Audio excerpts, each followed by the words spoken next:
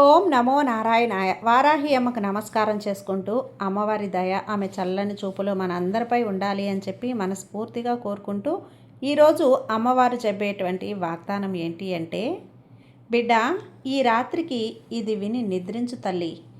రేపటికి నీవు శుభవార్తతో రేపటి రోజున ఆరంభిస్తావు.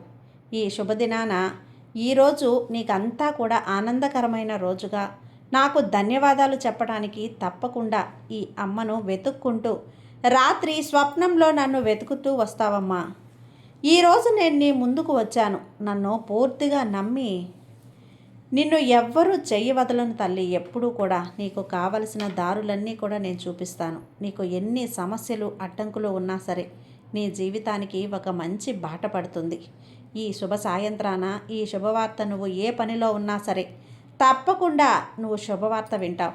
ఈరోజు పూర్తిగా నీకు శుభదినమే అవుతుంది. కాబట్టి ఈ రోజున తప్పకుండా నాకు ధన్యవాదాలు కూడా చెప్పుకుంటావు. నీ తల్లి చెప్పే ఈ వాగ్దానం పూర్తిగా నువ్వు వినుబిడ్డ అని చెప్పి వారాహి అమ్మ మన కోసం తెచ్చినటువంటి ఈ వాగ్దానాన్ని వినే ముందుగా మన ఛానల్ని కనుక మొదటగా ఎవరైనా చూస్తూ ఉన్నట్లయితే ప్లీజ్ సబ్స్క్రైబ్ చేసుకోండి ఫ్రెండ్స్. వీడియో నచ్చితే కనుక లైక్ చేసి సపోర్ట్ చేయండి. ఇక వీడియోలోకి వెళ్ళబోయే ముందుగా ఒక్కసారి జ్యోతిష్యంలో గొప్ప అనుభవం కలిగినటువంటి గురూజీ సుబ్రహ్మణ్యం రాజు గారు శ్రీ వారాహి అమ్మవారి ఆశీస్సులతో జ్యోతిష్యం చెప్తున్నారు. ఈ గురువుగారు చెప్పింది చెప్పినట్లుగా జరుగుతుందండి. Contact number 7075662225. భార్యాభర్తల మధ్య గొడవలు, విదేశీ ప్రయాణం ఆలస్యం అవటం, ప్రేమ, పెళ్లి, సంతానం లేకపోవటం, కోర్టు సమస్యలు, గృహము మరియు కుటుంబ సమస్యలు, ధనం నిలకడగా లేకపోవటం, నమ్మిన వ్యక్తి మోసం చేయటం, స్త్రీలకు పురుషులకు సంబంధించిన గుప్త సమస్యలు ఎటువంటివైనా రోజుల్లో పరిష్కారం చేయబడును.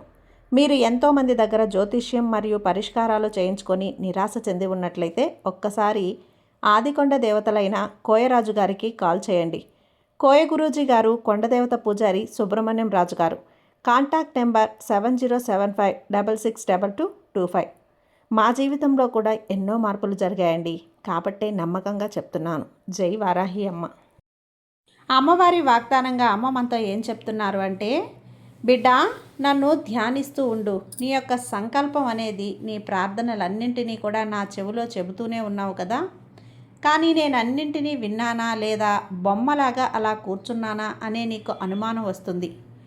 ఎన్ని రోజులు నా సంకల్పాలు నీ దగ్గర చెప్పుకున్నానమ్మా. వారాహి అమ్మ, నాకు నువ్వు ఏమీ జరగటం లేదే.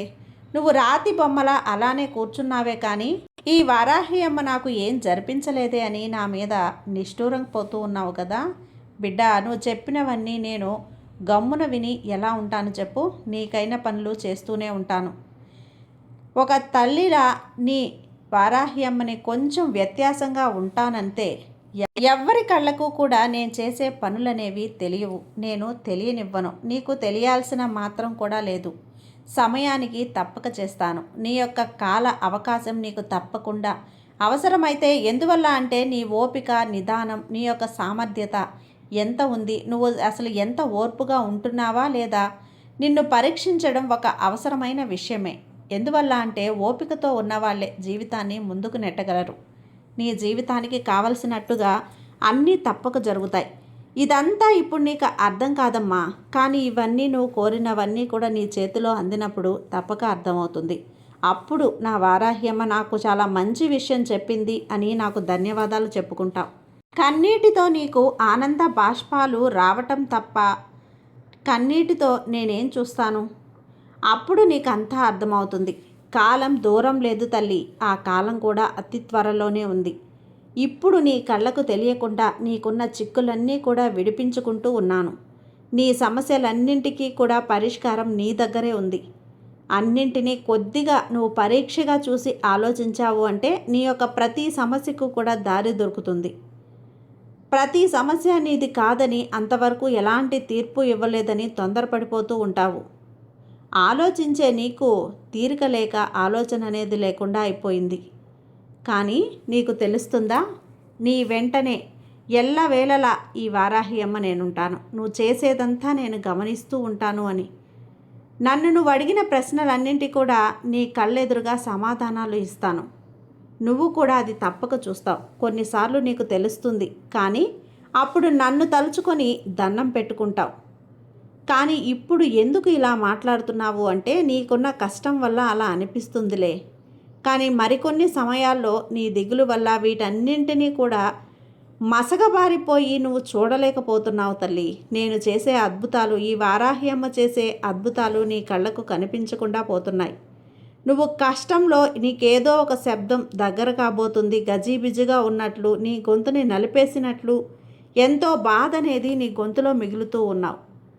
నీ కోసం ఎవ్వరూ లేరు, నా కోసం చేయటానికి ఏమీ లేదు అని దిగులు చెందుతున్నావు. ఆ దిగులును పక్కన పెట్టేసాయి. నన్నే స్మరిస్తూ ఉన్న నీకు సాయం చేయకుండా ఉంటానా చెప్పు? నన్నే నీ తల్లిగా, నీ తల్లి స్థానంలో పెట్టి నన్ను నాకు ఎన్నో ఆరాధనలు, ప్రార్థనలు చేస్తున్నావు. అలాంటిది నీ జీవితానికి ఎంతో మంచి, అది ఎంత మంచిదో అది ఇవ్వకుండా ఉంటానా? నీ కళ్ళకు తెలియకుండా నీతోనే నేను ప్రతి క్షణం అనుక్షణం ఉంటాను. నువ్వు కొంచెం ప్రశాంతమైన మనసుతో చూస్తే ప్రతి అణువులో కూడా నేను కనిపిస్తాను. ఇప్పుడు నీవు నీ మనసులో నిండిన ఒక శుభవార్త కోసం ఎదురు చూస్తూ ఎంతో సంతోషపడే ఆ శుభవార్త అతి త్వరలోనే నీ చెవిన పడబోతుంది. నువ్వు ఎదురు చూసే శుభవార్త నీకు తప్పక సంతోషాన్ని ఇస్తుంది. నీకు నచ్చినట్లుగా అది ఉంటుంది. అది నచ్చిన శుభవార్త కోసం, నచ్చిన శుభ విషయం కోసం నువ్వు ఎదురు చూస్తూ ఉన్నావు. ఇప్పుడు చెబుతున్నాను విను, నీ కోరిక తప్పకుండా తీరుతుంది. నన్ను వెతుక్కుంటూ వచ్చి ధన్యవాదాలు చెప్పుకుంటావు. చెప్పాను కదా, అది ఎప్పుడో కాదమ్మా, ఈ రాబోయే ఈ శుక్రవారం రోజు మాత్రమే. అంతా మంచిగా ఉంటుంది. ఈ పంచమి కూడా నీకు బాగా కలిసొస్తుంది తల్లి. ఆనందంగా ఉంటావు. నువ్వు కూడా సుఖంగా, సంతోషంగా జీవిస్తావనే ఒక నిర్ణయం అనేది నీకే అర్థమవుతుంది. తప్పకుండా ఈ శోధన కాలం ముగిసిపోయింది బిడ్డ. కొద్ది కాలం మాత్రమే ఎదురు చూడు. నన్ను నమ్మి నిన్ను ఎప్పుడూ చేయవదలను. సరైన కాలంలో నీకు తోడుగా ఉంటాను. అర్థం చేసుకుంటావు. నీకు నేనున్నానని నీకు ఎప్పుడో తెలుసు. కానీ అది నువ్వు నీ కష్టాల ద్వారా ఒప్పుకోలేకపోతున్నావు. కొన్ని విషయాల ద్వారా నేను తెలుపుతూనే ఉంటాను. నీకు మంచి చెబుతూనే ఉంటాను. నువ్వు ఆచరించినప్పుడు నీ జీవితం అద్భుతంగా ఉంటుంది.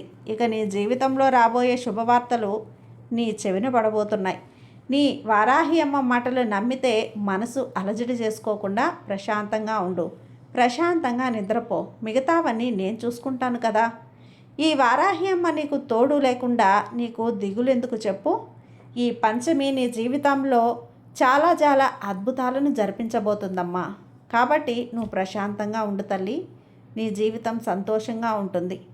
సర్వే జన సుఖినో భవంతు. జై వారాహి అమ్మ.